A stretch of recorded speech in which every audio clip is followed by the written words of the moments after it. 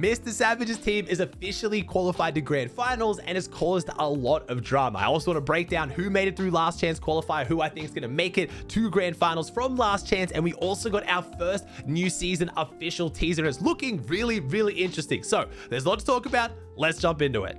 We're gonna obviously kick off with the big one. Mr. Savage, Mongol, and Panzer are officially qualified to grand finals. But how did this happen? So if you guys have been following, they placed 11th in the most recent groups. They need to place top 10 to qualify. I already made a video talking about how there were a few teams that a lot of people said were suspicious. A lot of people said they wanted to report them, and a lot of people suspecting the Savage, Mongol, and Panzer would get into grand finals and one of them would get disqualified. Now, after the first 24 hours went by and no one got disqualified, I just thought I'd be waking up to watch Mr. Savage, Mongol, and Panzer playing in last chance qualifier, but they ended up getting DQ'd and they're now into grands. But this has upset a lot of people. Every single time there's a big name who just places outside on the leaderboard and needs to place one higher, obviously everyone hits the replays, everyone tries to go digging and find something on these players to get them disqualified. And while I do find that really unfortunate, it does suck that everyone starts digging really, really deep. You do also have to remember at the same time though, if the players didn't deserve to be disqualified, then they wouldn't be, or Epic messed up. If these players truly did nothing wrong and they only got disqualified because they got reported by Savage and Mongrel, or because Savage and Mongrel missed out,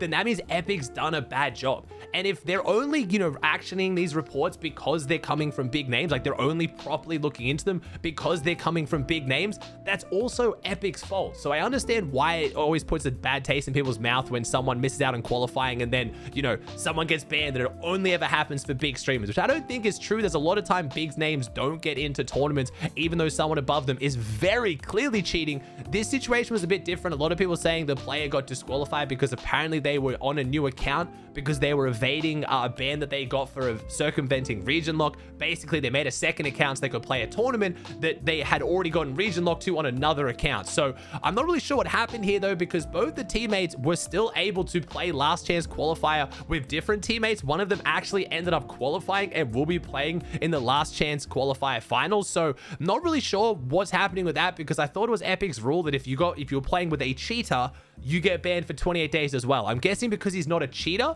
this person's just being disqualified for avoiding a ban, so it's not technically cheating. They're just playing on an account they shouldn't be playing on, which does have grounds to disqualify them from the tournament. It's all a little bit messy. Obviously, a lot of this is hearsay. Epic never tells us why they disqualify or ban anyone, so I'm just guessing based on what I've seen reports from players who know the person or on social media. But I do have to reiterate, I understand why people are get a little bit of a sour taste in their mouth when this situation happens, but I don't really think the creators are really ever to blame for it. You could say Savage, Mongol, and Panzer should take their loss with grace and just not complain and just they didn't qualify, whatever. But at the same time, if players didn't deserve to be disqualified, if there wasn't a reason why they should be disqualified, then there should be no harm in reporting them, right? Like, obviously the logic is if you're playing a regular game of Fortnite and you die to someone, you think they're a hacker, man, this kid's cheating, so you report them.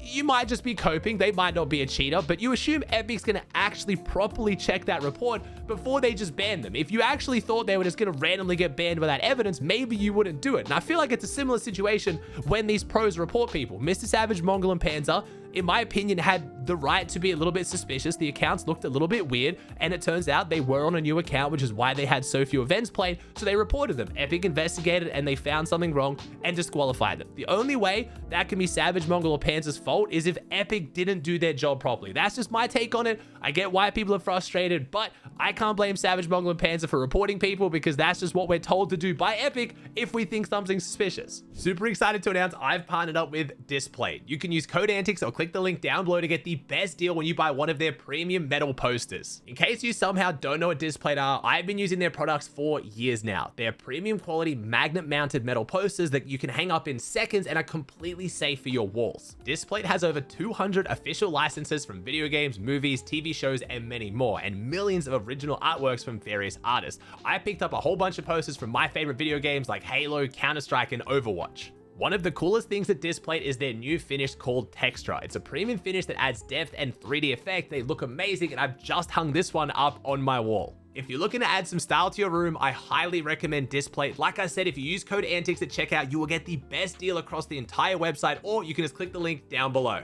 Now, let's talk about the last chance qualifier that actually wasn't as bad as what I thought it was going to be. I thought there was going to be a lot of cheaters in this last chance qualifier. Savage, Mongol, and Panzer got to sit it out, but we still watched along. We still tried to see who was going to get the last 3 spots to grand finals on each region. Because this was open to anyone in Div 3, Div 2, or Div 1, I thought there was going to be a lot of cheaters, but Fortnite did add a rule that you have to have played at least 1 divisional cup on the region you want to play the FNCS last chance in, so you couldn't just queue up on a brand new fresh account. And I think that potentially helped things a lot because the final leaderboards are actually kind of stacked. Now, we had a few big names on EU and NA we had to get across the line. The few big names that I was following on EU managed to do it. We had Rezon clutch up the very last game to get through. We had Thomas HD clutch up the very last game. We had PKR at the top of the leaderboard. We had Hristini and Skivvy come second. Akira, Podesai, and Xweezy. Now remember, that's not a good one for Cami Seti right now. Cami Seti and Hari are really hoping Akira's team doesn't make it a grands because they've said they're going to contest them. Similarly, Vanya, Pixie, and Marius in 4th. Queasy right now hoping they don't qualify so they get uncontested Kappa Kappa Factory. The one with Rezon's a little bit interesting. I don't think anyone is more scared of a team making finals right now or more frustrated than Yanis watching Rezon clutch up that last game. They managed to get a 5 elim second in the last game to just qualify. They only qualified by about 4 points, and Rezon has said with all the drama that's gone on between him and Yanis this season, if he makes grand finals, he is dropping on Yanis every single game. 12 out of 12, he's landing on them. His sole purpose of making grand finals is to contest Yanis. So the beef in the German scene has not gone away. It is as strong as ever, and if Rezon takes one of the 3 wins in the finals, Yanis is not going to be too happy about it. But so far, the EU leaderboard actually looks really, really stacked. The top 33 looks really good. I think there's going to be 3 extremely competitive games where I actually don't know who's going to take it. If I had to guess, my 3 guesses to win a game, I think it's going to be Haris, I think it's going to be Thomas HD, I just hope it's Thomas HD, and I'm just going to have to give it to Rezon because of the storyline of how insane that's going to make grands if Rezon clutches up the game to qualify to grands. So I'm going to go with Skivvy, Haris, Skivvy, and Teeny, Cheatin, Rezon, and Kiddo, and then I'm going to go with Phronoxy, Tripern, and Thomas HD. I hope. We'll see.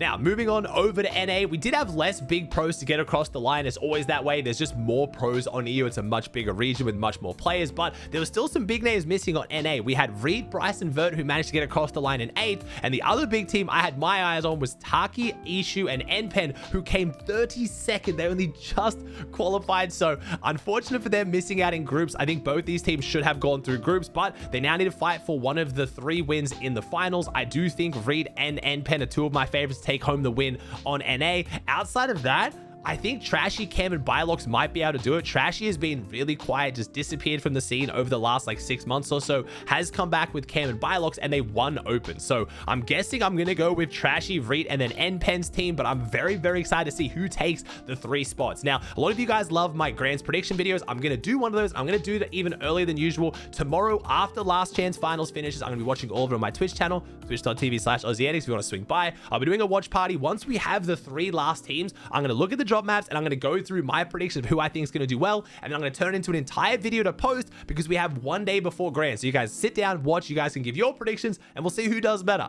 One thing I will say that is quite exciting right now, a little bit of a teaser. For the first time in a very long time, Savage, Mongol, and Panzer appear to be uncontested at the Bird. Now, we still have 3 teams to get added. We still have a few days. If the Savage curse continues, they will still somehow get contested, but as of right now, they are uncontested in grand finals, which is a very, very big deal. But I want to wait till we see the other 3 teams, where they're landing, and get a bit more of an idea before I do a full video breakdown. Last thing I want to talk about is the new season leaks. You probably saw it. Fortnite have their first official new season leak. The season is called Flawless. It is dropping on the 21st of the 2nd, 2025. So 21st of February for the Americans, but I've read that in the wrong order for you. And the whole season is themed around a pickle. We've had Mark Rain's word of the new season. It is pickle. And on this graphic, we can see dill with it, which is obviously a play on words of a dill pickle. I don't know how that's going to work. Am I excited by this league? There's not really much to go off. I will say I am slightly concerned, and again, this could be completely wrong. Usually when we have a scene that's very like grungy and it's like the apocalypse, or it's like a rundown city and it's all old themes, kind of like that, I usually don't like it as much as the super futuristic new season. Now, we've only got one image of one POI. This might be the POI that's broken down in some really cool old city, and all the other POIs are sick. I don't know, but I'm hoping they don't go too much with the old kind of dark theme that it looks like they're going for in this first image, but it looks like we are getting some kind of a high season with vault and bosses and unlocking things like that, which I'm a huge fan of. So right now, I'm optimistic. I hope it's going to be good, but it is coming out in a few days. It only launches like 4 or 5 days after Grands, because we go from Grands straight into 2 solar cash cups, and then we have a day off and then the new season. So it is right around the corner.